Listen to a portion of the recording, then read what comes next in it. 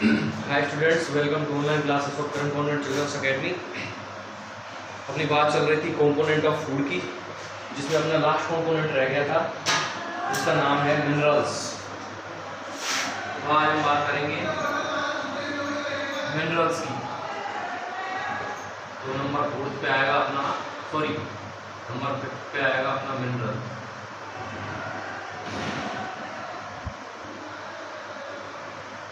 Minerals यानी खनिज। Minerals जो होते हैं ये भी फूड कंपोनेंट या न्यूट्रिएंट्स में आते हैं, और इनकी भी हमको बहुत कम अमाउंट में ज़रूरत पड़ती है हमारी बॉडी को, जैसे कि विटामिन्स की थी। और ये भी हमारी बॉडी को ग्रोथ, डेवलपमेंट और हेल्दी रहने में काफ़ी हेल्पफुल है। यानी कि इनकी जो है वो ज़रूरत लेस अमाउंट में चाहिए, एक तो। दूसरा, ये हमारी बॉडी को ग्रो, डेवलप और हेल्दी बनाने में हेल्पफुल है। तीसरी अगर मैं बात करूं तो बहुत सारे कुछ हार्मोन्स के लिए या हार्मोन सेक्रेशन के लिए रेस्पॉन्सिबल होते हैं मिनरल्स। कई सारे ऐसे मिनरल होते हैं जो हार्मोन सीक्रेशन के लिए हेल्पफुल होते हैं। मेनली नॉर्मल हार्ट बीट जो होती है, यानी हार्ट बीट को नॉर्मल करने के लिए जो हार्मोन रिस्पॉन्सिबल होता है वो मिनरल की वजह से ही सेक्रेट होता है। और लगभग 24 मिनरल्स हैं जिसकी हमारी बॉडी को ज़रूरत होती है, जिसमें से मेन है कैल्शियम, आयरन। एग्जाम्पल की बात करूं कुछ मिनरल्स की जो मेन जिनकी बॉडी को हमारी को ज़रूरत होती है, उनमें से है calcium, iron, potassium, zinc, iodine and phosphorus. तो ये बात है मिनरल्स की। कई ऐसे मिनरल भी हैं जो हमारी बोन्स को स्ट्रॉन्ग बनाने के लिए भी रेस्पॉन्सिबल होते हैं, काम में आते हैं। तो ये मिनरल की बात हुई। अब इन सारे मिनरल्स की बात करेंगे एक एक करके।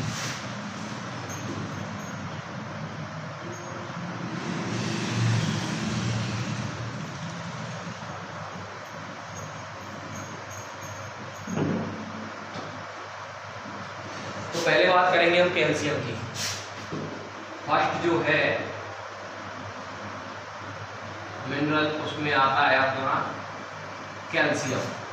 कैल्शियम की अगर बात करें तो सोर्सेस की बात करेंगे पहले,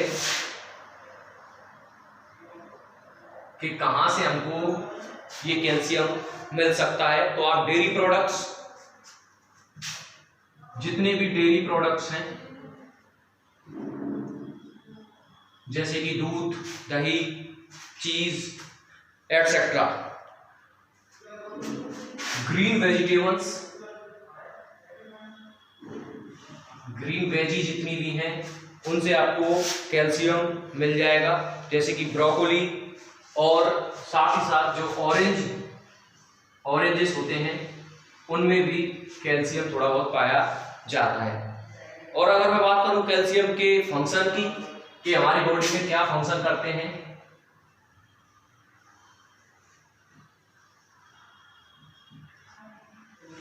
तो फंक्शंस में आएगा इनमें कि ये ब्लड क्लॉटिंग में हेल्पफुल होता है कैल्शियम। पहला है ब्लड क्लॉटिंग में हेल्पफुल होता है। अब आप कहेंगे विटामिन के भी ब्लड क्लॉटिंग में, हाँ बिल्कुल, ये दोनों मिलकर ही ब्लड क्लॉटिंग में हेल्पफुल रहेंगे। यानी अगर कोई इंजरी, चोट लग जाती है तो ब्लड जो फ्लो करता है हमारी बॉडी में, उसको रोकने का काम करता है कैल्शियम। ऐसे अमाउंट में, यानी ज्यादा अमाउंट में ब्लड को फ्लो नहीं होने देता। और अगर बात करें strengthening of bone and teeth, strengthening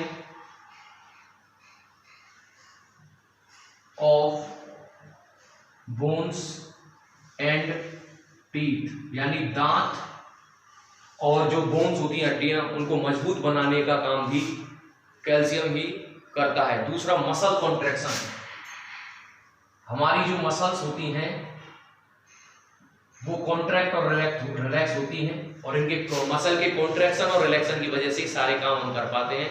तो मसल को कॉन्ट्रैक्ट करने का काम भी कैल्शियम करता है। तो ये बात हुई कैल्शियम की। अब हम बात करते हैं फॉस्फोरस की। सेकंड है फॉस्फोरस।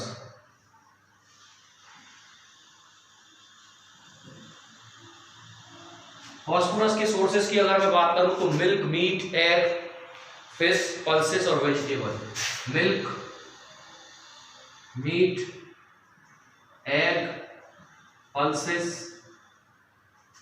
और भी हैं जैसे वेजिटेबल्स हैं कुछ, उन सब से आपको मिल जाएगा फॉस्फोरस। और अगर इसके काम की बात करूं तो ये भी बोन्स और strengthening of bones and teeth, यानी ये भी हमारे बोन्स और टीथ को मजबूती प्रदान करते हैं। कैल्शियम के साथ मिलकर ये काम करती है। दूसरा, जो हमारी बॉडी में जो एनर्जी प्रोड्यूस होती है वो एटीपी की फॉर्म में होती है, एडिनोसिन ट्राइफॉस्फेट, एटीपी। तो यानी कि एटीपी प्रोडक्शन का काम भी करते हैं ये।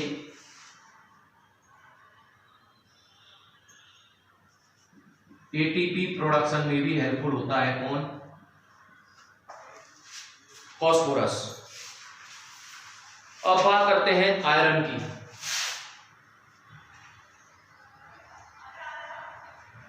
आयरन के अगर सोर्सेज की बात करें तो वेजिटेबल्स, सी फूड और मीट, बीफ, ये आपको मिल जाएगा। Meat, egg, citrus fruits, baked potato, yogurt, beans और लेंटाइल यानी मसूर की दाल, यानी पल्सेस ही लिख देते हैं।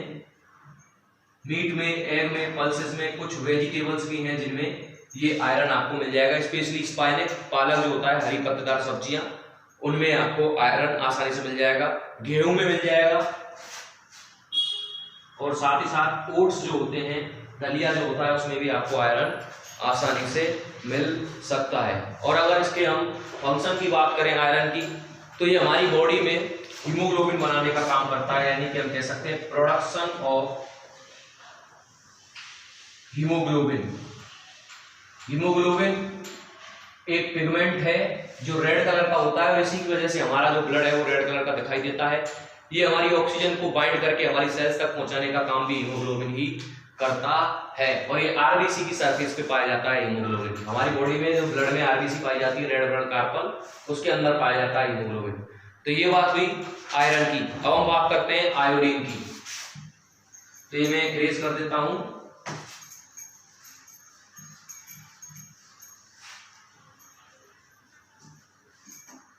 अब बात करते हैं आयोडीन की।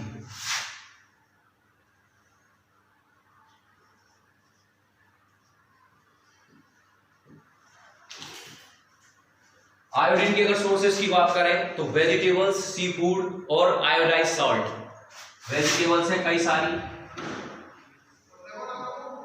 सी फूड यानी समुद्र से मिलने वाला भोजन, मछली वगैरह, और आयोडाइज्ड सॉल्ट यानी आयोडीन युक्त नमक। ज्यादातर नमक में आयोडीन पाया जाता है। और अगर इसके फंक्शन की बात करें तो for normal growth of body की नॉर्मल ग्रोथ के लिए रेस्पॉन्सिबल जो मिनरल है उसका नाम है आयोडीन। साथ ही साथ हमारी जो ये थायराइड ग्लैंड है उसको प्रॉपर फंक्शनिंग में हेल्प करती है, यानी हम कह सकते हैं proper functioning of thyroid gland. Thyroid gland अगर प्रॉपर काम नहीं करेगी तो ये फूल जाएगा और एक डिजीज हो जाती है जिसको कहते हैं गोइटर, GOITRE। आयोडीन की कमी से होने वाली डिजीज का नाम है गोइटर। अब बात करते हैं सोडियम की।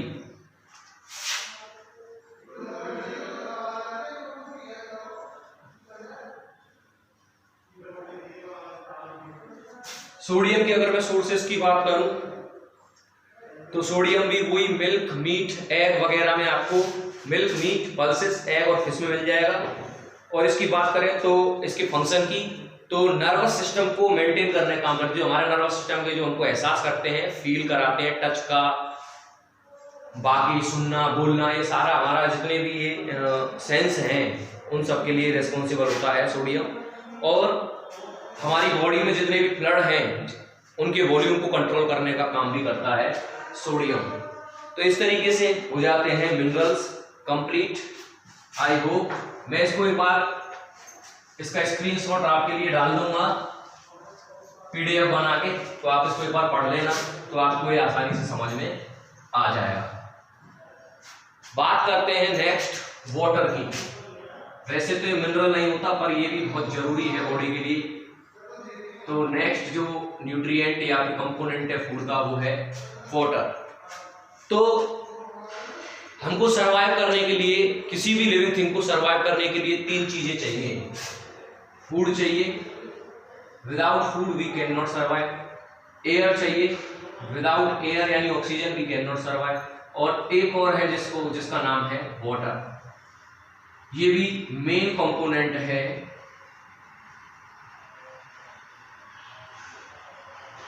without this component, without this we cannot survive। यानी किसके बिना कोई भी ऐसा लिविंग थिंग नहीं है जो सरवाइव कर सके।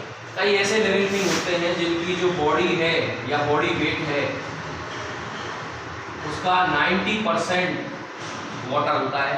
ह्यूमन की बॉडी वेट का, ह्यूमन में बात करें तो ह्यूमन की बॉडी वेट का 70%, 65 to 70%, कई जगह 60 मिलेगा, 65 भी मिलेगा, 60 कर देते हैं इसको, 60% या 60 to 65% जो बॉडी वेट है हमारा वो पानी का ही होता है। और अगर मैं बात करूं H.H. Mitchell, H.H. मिचेल ये एक साइंटिस्ट का नाम है। अकॉर्डिंग टू हिम यानी इनके अनुसार जो हमारा ब्रेन और हार्ट है, ब्रेन और हार्ट ये लगभग 73% पानी से मिलकर बने हुए होते हैं। और अगर मैं बात करूं अकॉर्डिंग टू हिम यानी H.H. मिचेल के अनुसार लंग्स जो है वो 83% वाटर के बने हुए होते हैं। और अगर बात करें स्किन की तो 64% वो वाटर की बनी होती है। ये H.H. मिचेल के अकॉर्डिंग है, मेरे अकॉर्डिंग नहीं है।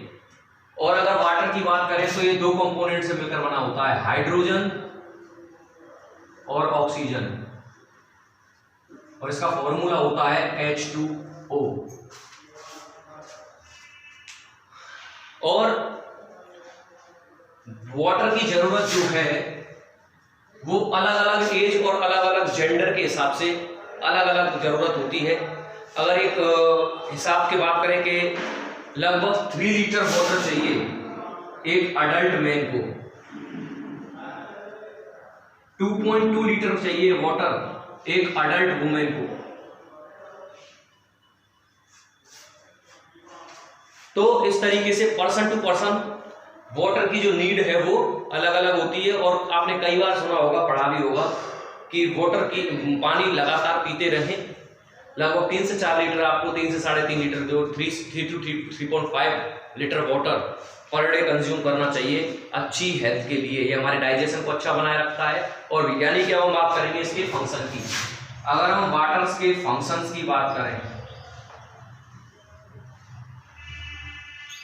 तो अगर बात करें पहला कि जो न्यूट्रिएंट्स हैं हमारी बॉडी के अंदर, जितने भी न्यूट्रिएंट्स हैं ये इनको पानी अपने अंदर घुल लेता है और ब्लड में पहुंचाता है। और इस तरीके से हमारी बॉडी में न्यूट्रिएंट सर्कुलेट होते हैं, सेल्स तक पहुंच पाते हैं। विदाउट वाटर ये काम जो है वो पॉसिबल नहीं है। साथ ही साथ हमारी बॉडी टेम्परेचर को रेगुलेट करने का काम करता है। बॉडी का जो टेम्परेचर है उसको रेगुलेट करने का काम भी वाटर करता है। स्वेटिंग के थ्रू बॉडी का जो टेम्परेचर उसको नॉर्मल रखता है ये पानी। दूसरा, कार्बोहाइड्रेट प्रोटीन सिंथेसिस में भी काम में आता है। और जितनी भी हमारी सेल के अंदर होती हैं, सेल क्या करती है, बहुत सारे काम करती है जिनको कहते हैं मेटाबॉलिज्म। और इस मेटाबॉलिज्म में के लिए सॉल्वेंट का काम करता है वाटर। और हमारे जॉइंट्स में लुब्रिकेंट के लिए काम करता है तो इस तरीके से आज हमारी बात हुई मिनरल और वाटर की। अब एक दो टॉपिक रह गए हैं जिनमें है राकेश और कुछ डिजीज, और उन डिजीज का नाम है डेफिशिएंसी डिजीज, यानी कि एक पर्टिकुलर न्यूट्रिएंट अगर आप लंबे समय से नहीं ले रहे हैं, कंज्यूम नहीं कर रहे हैं, अपनी डाइट में इंक्लूड नहीं कर रहे हैं, तो आपकी बॉडी में उस न्यूट्रिएंट की कमी हो जाएगी, और कमी को कहते हैं डेफिशिएंसी, और उसकी वजह से एक बीमारी होगी, इसीलिए उसको कहते हैं डेफिशिएंसी डिजीज। अलग अलग न्यूट्रिएंट की वजह से अलग अलग डिजीज होती हैं, जिनके एक एक नाम और उनके सिम्टम मैं आपको बताऊंगा। तो आज के लिए इतना ही। Thank you very much.